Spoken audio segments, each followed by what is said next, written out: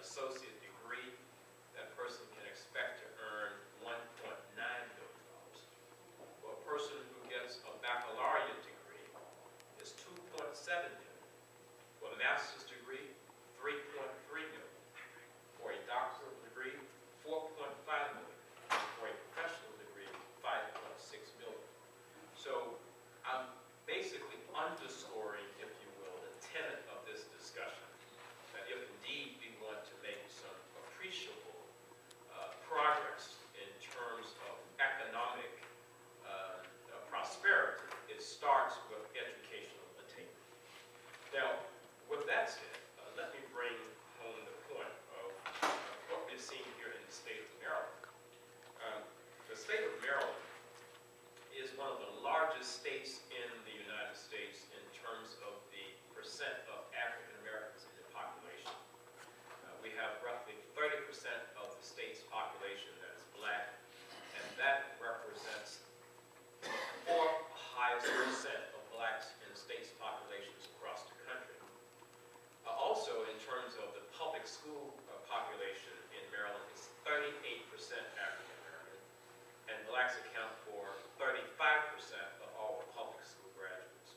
And so, therefore, if you take those first set of numbers that I put out, and we really are talking about economic prosperity, one of the first takeaways here from the state of Maryland is that we cannot begin to talk about economic prosperity in the state of Maryland without looking at what is happening within the African American population, because that population is such a huge foundation upon which this state is erected. And therefore, we can't begin to talk about economic prosperity without talking about the four institutions that are represented here on this panel, the HBCUs. The four HBCUs here on the panel right now are responsible for producing 52% of all of the baccalaureate degrees awarded to young African Americans in the state of Maryland. Now, of that amount, 52%, I have to put a word in for my own institution, Morgan. We actually account for 39% of that, if you will, in terms of the state of Maryland. If you look at all public institutions in the state of Maryland, those institutions basically account for about 21% of all degrees awarded to African Americans. And so if indeed we're going to reach higher educational attainment goals, we cannot get there without our HBCUs here in the state playing an incredibly larger role in that, if you will. Now, I just want to share with you a few more statistics, and I think my 2 minutes will be up.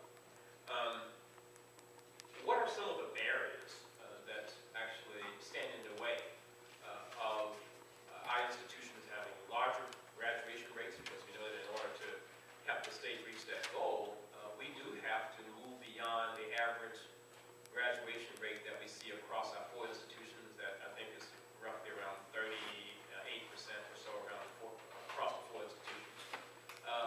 But you really have to understand that, and that statistic cannot stand on its own. Many of our institutions are accepting a large majority of students that for the most part are not going to be accepted by the traditionally white institutions because of the admissions criteria, and that stands on its own. When you look at the University of Maryland at College Park in terms of the average SAT score, or UMBC, or some of the others, you'll see that there is an appreciable difference in terms of average SAT score between those institutions and the students that, in many instances, we admit based on incredible potential but graduate based on merit.